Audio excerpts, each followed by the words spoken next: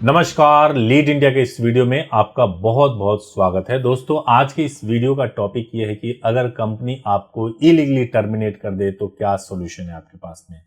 देखिए, सबसे पहले तो दो तरीके से मैटर को देखा जाता है। पहला चीज तो ये है कि जो एम्प्लॉय है, क्या वो पब्लिक एंटरप्राइजेज में काम करते हैं, गवर्नमेंट डिपार्टमेंट में काम करते हैं या प्राइवेट डिपार्टमेंट में काम करते हैं। इस टॉपिक पे मैं बाद में आऊंगा, लेकिन सबसे पहले जो इंपॉर्टेंट ये होता है कि अगर कभी भी आपको टर्मिनेट किया गया है या आपको कोई लेटर मिला है आपकी कंपनी की तरफ से कि अब आपकी सेवाएं समाप्त की जा रही है और अब आप ऑफिस नहीं आ सकते, तो सबसे इंपॉर्टेंट ये होता है कि जब कभी भी टर्मिनेशन होता है तो कंपनी कोई ना कोई ग्राउंड जरूर देती है, लेकिन देखना ये जरूरी होता है कि वो ग्राउंड सही है या नहीं सही है।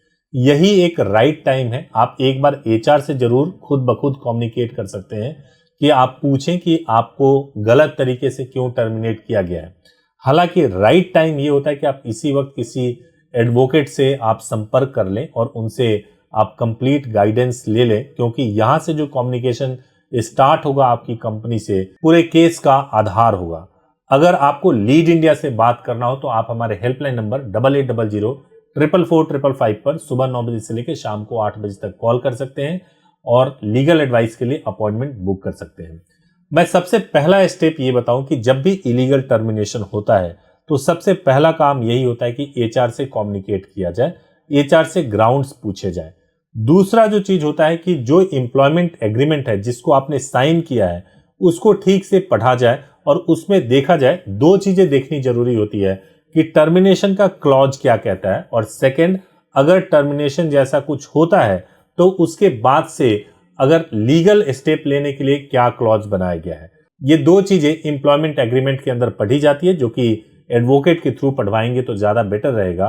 उसको ठीक तरीके से स्टडी करने के बाद से अगर लगता है कि कंपनी ने इलीगल तरीके से टर्मिनेट किया है तो कंपनी को लीगल नोटिस भेजा जाता है।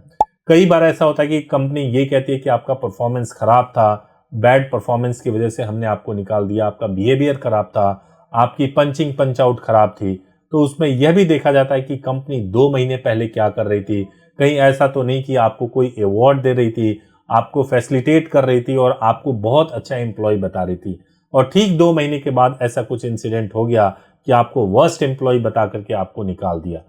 जो ईमेल पे कम्युनिकेशन के माध्यम से बहुत सारी चीजें मालूम चल जाती है। इन्हीं सब चीजों को ग्राउंड बना करके कंपनी को लीगल नोटिस भेजा जाता है, और लीगल नोटिस में हम 3 चीजें डिमांड करते हैं। सबसे पहला कि हम ये कहते हैं कि आप दोबारा वापस नौकरी में लो, पहला चीज, या ये कह सकते हैं कि डैमेजेज जो आपके हुए, जो कंपनसेशन है वो कंपनी आपको दे, या जो भी रिमेनिंग अमाउंट आपके है वो आप मांग सकते हो।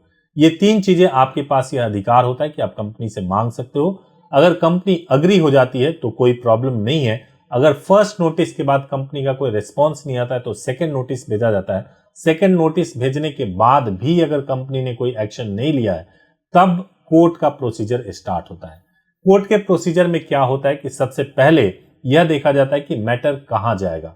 नंबर 1 जो जाता है कोर्ट, जो सबको मालूम होता है कि क्या मैटर लेबर कोर्ट से जुड़ा हुआ है या इंडस्ट्रियल डिस्प्यूट से जुड़ा हुआ है।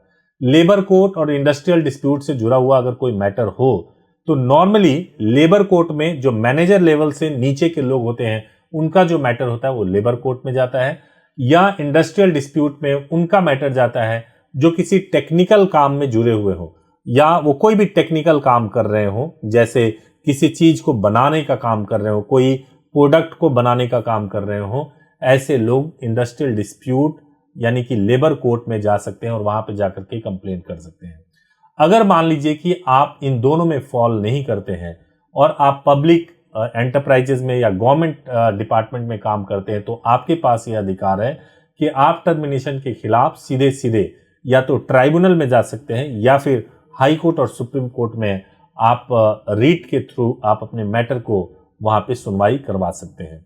इसके अलावा जो एक और आजकल बहुत तेजी से लीगल क्लॉज जो बढ़ता है, जो एम्प्लॉयमेंट एग्रीमेंट में होता है, वो होता है एडीआर का ऑप्शन, ऑल्टरनेट डिस्प्यूट रिजोल्यूशन, यानी आर्बिट्रेशन का ऑप्शन होता है। आर्बिट्रेशन के अंदर ये होता है कि एम्प्लॉय और एम्प्लॉयर के बीच में अगर किसी भी तरह का कोई डिस्प्यूट होता है तो एक आर्बिट्रेटर अपॉइंट किया जाएगा और आर्बिट्रेटर डिसाइड करेगा कि कौन राइट है और कौन रॉन्ग है, और उसके बेसिस पे आर्बिट्रेटर अवार्ड जो भी होगा उसके हिसाब से फैसला होगा। अब सबसे बड़ा सवाल यह है कि आर्बिट्रेटर अपॉइंट कैसे होगा। कई बार ऐसा होता है कि हम कंसेंट के साथ आर्बिट्रेटर एम्प्लॉयर और एम्प्लॉय कर लेते हैं, लेकिन अगर एम्प्लॉयर और एम्प्लॉय आर्बिट्रेटर अपॉइंट नहीं कर पा रहे हैं तो हमारे पास अधिकार होता है कि हम सीधे सीधे हाई कोर्ट जाएंगे और वहां से हाई कोर्ट के आदेश पे आर्बिट्रेटर को अपॉइंट कराएंगे। अगर ये सारे ऑप्शंस हमने एक्सप्लोर कर लिए और कुछ रास्ता नहीं बचता है तो हमारे पास एक और राइट है कि हम सिविल केस करेंगे, यानी स्पेसिफिक रिलीफ एक्ट में सिविल कोर्ट में हम केस करेंगे और सिविल कोर्ट में जाकर के जो भी हमारे डैमेजेस हैं उसकी मांग करेंगे कंपनी से, और कंपनी को ना केवल डैमेजेस देना होगा बल्कि अगर गलत तरीके से अगर कंपनी ने आपको टर्मिनेट किया होगा तो आपको रीइंस्टेट भी करना पड़ेगा। Thank you so much. अगर आपको वीडियो अच्छा लगा हो तो जरूर कमेंट में बताइएगा। Thank you so much for watching this video. Thank you so much.